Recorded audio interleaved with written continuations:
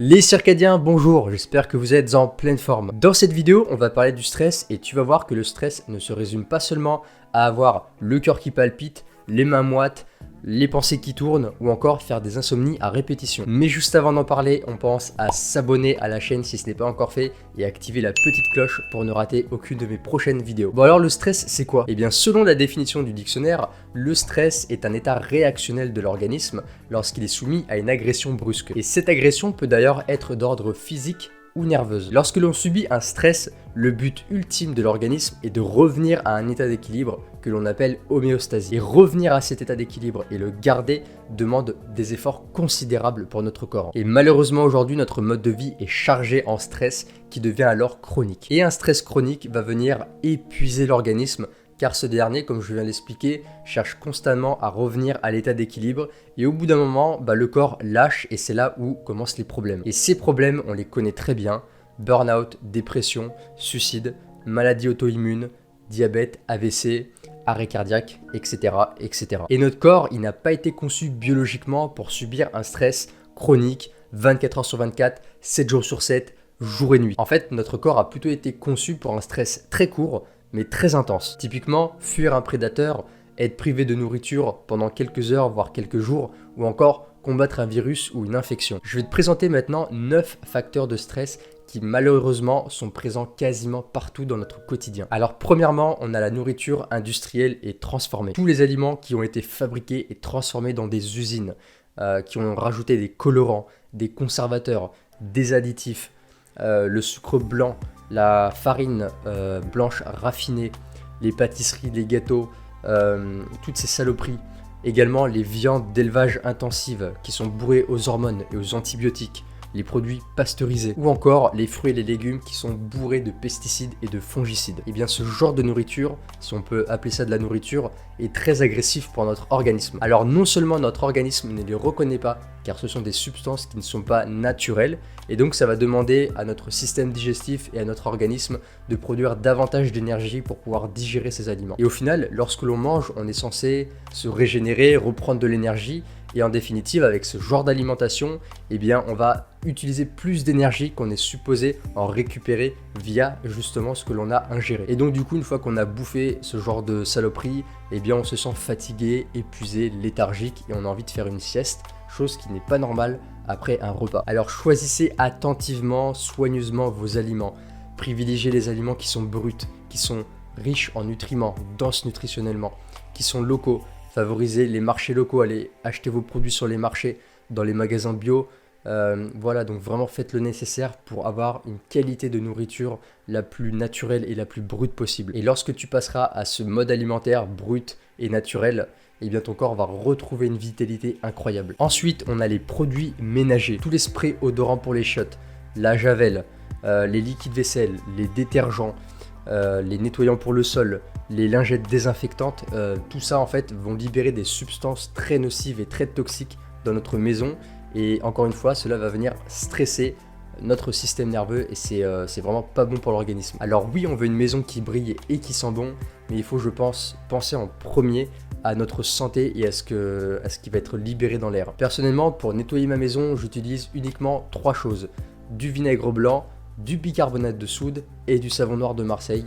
C'est tout. Ensuite, on a les produits cosmétiques. Pour être joli et sentir bon, on se tartine la gueule de produits toxiques et chimiques. Ce que je trouve d'ailleurs un petit peu contradictoire. Les mascaras, les maquillages, les gels pour les cheveux, la laque, les déodorants, les parfums, tous ces produits qu'on se met sur le corps va venir traverser notre peau qui est un organe très sensible. Une fois que ça aura passé la peau, ça va passer dans le sang, dans notre organisme, et cela va venir créer une réaction de stress, une réaction inflammatoire à notre organisme qui va demander ensuite bien plus d'énergie pour pouvoir lutter contre ces produits chimiques. Et sur le long terme, encore une fois, être constamment exposé à ce genre de produits sur la peau peut créer des maladies, des cancers de la peau et autres genres de pathologies. En quatrième, nous avons la pollution atmosphérique. Malheureusement, on peut difficilement aujourd'hui échapper à ce type de pollution et à ce type de stress. Et l'air que nous respirons aujourd'hui est chargé de substances nocives et cancérigènes, comme par exemple le dioxyde de soufre, l'oxyde d'azote, le benzène ou encore le cadmium. Ensuite, on a la pollution lumineuse. Alors peu de gens en ont conscience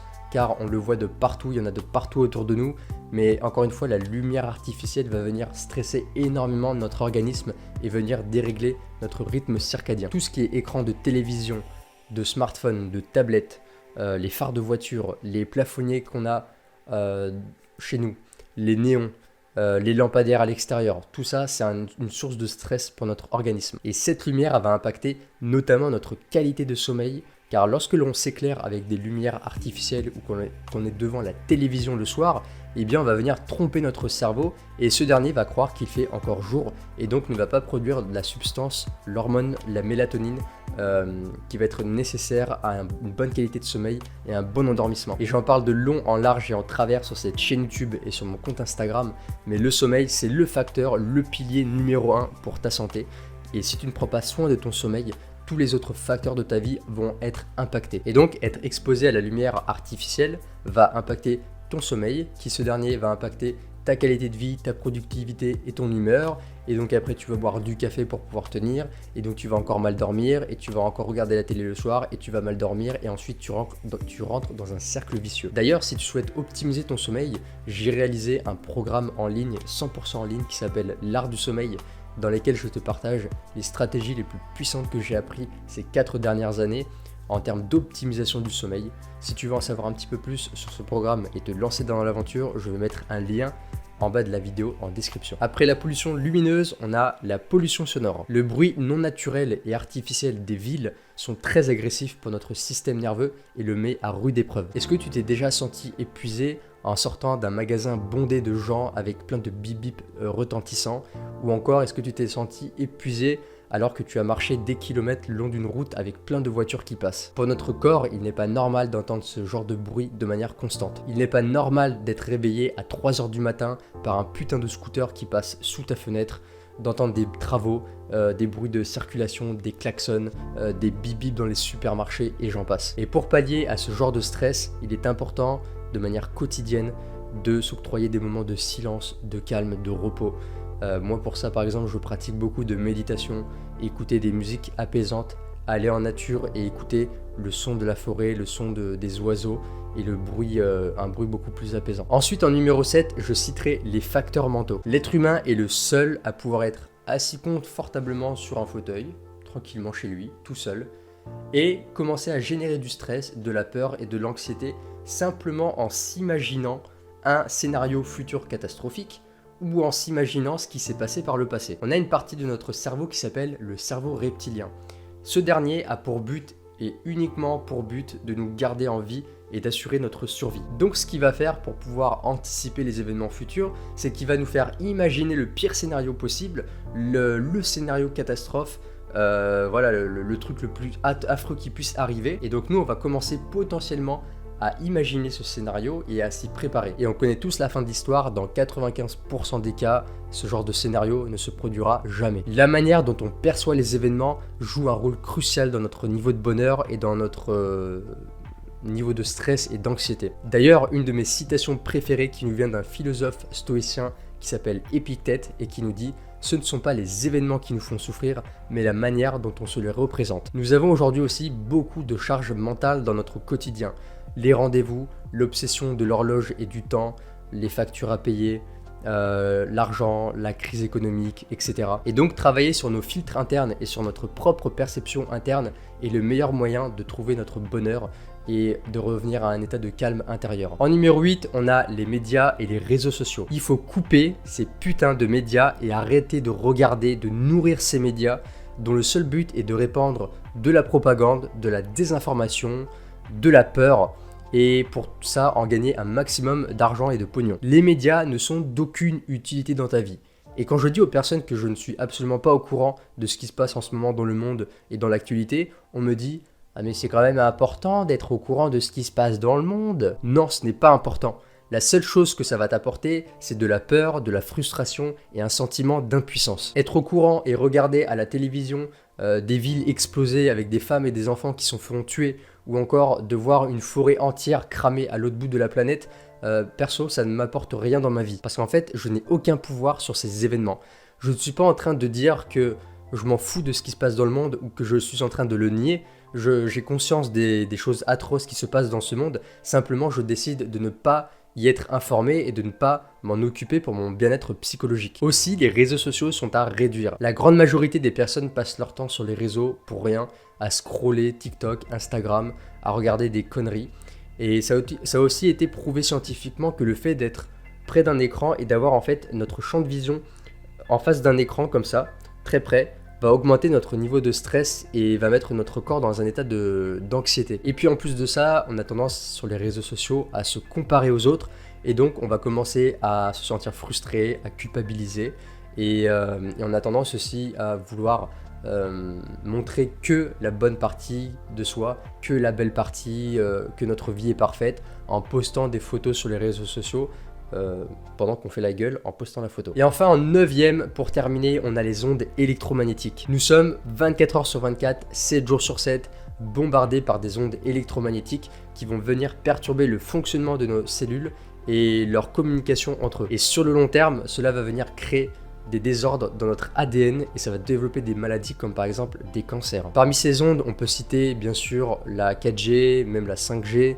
le Wi-Fi, les rayons X, les rayons gamma ou encore les ondes radio. Alors certes, on ne les voit pas, on ne les sent pas, mais par contre, nos cellules et notre système nerveux, lui, les ressent très bien et ça l'agresse énormément. Pour pouvoir se décharger de ces ondes électromagnétiques qui sont chargées en ions positifs, il est important de régulièrement aller marcher pieds nus dans la nature, d'aller se baigner dans des endroits naturels, dans des lacs, dans des rivières, de faire des balades, de faire des câlins à des arbres, d'aller en nature et de se couper au maximum, de se retirer en fait de la ville pour pouvoir être dans une atmosphère beaucoup plus pure. Donc personnellement, c'est ce que je fais au quotidien, c'est d'être près d'un arbre, de me connecter à un arbre, de marcher pieds nus. Et un autre truc très important à faire, c'est de débrancher sa Wi-Fi et tous les appareils électroniques pendant la nuit et d'éviter de charger son téléphone à côté de son lit parce que mine de rien, ça produit quand même des ondes électromagnétiques et ça va venir perturber le fonctionnement des cellules, le processus de régénération et de réparation qui s'effectue pendant notre sommeil. Voilà les amis, j'espère que vous avez un petit peu plus compris ce qu'est le stress et notamment ce que cela implique pour notre organisme,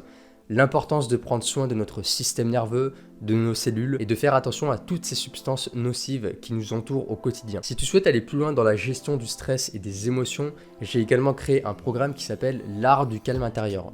Dans ce programme, je te partage des rituels, des exercices, des outils très puissants qui nous viennent d'anciennes sagesses qui vont te permettre en fait de retrouver un niveau de vitalité, de mieux gérer tes émotions, de diminuer drastiquement ton niveau d'anxiété et de stress. Si tu veux en savoir plus encore une fois, je te laisse découvrir les détails du programme en bas de la vidéo en description. Si la vidéo t'a plu, bien sûr, pense à mettre un petit pouce bleu, ça me fera très plaisir.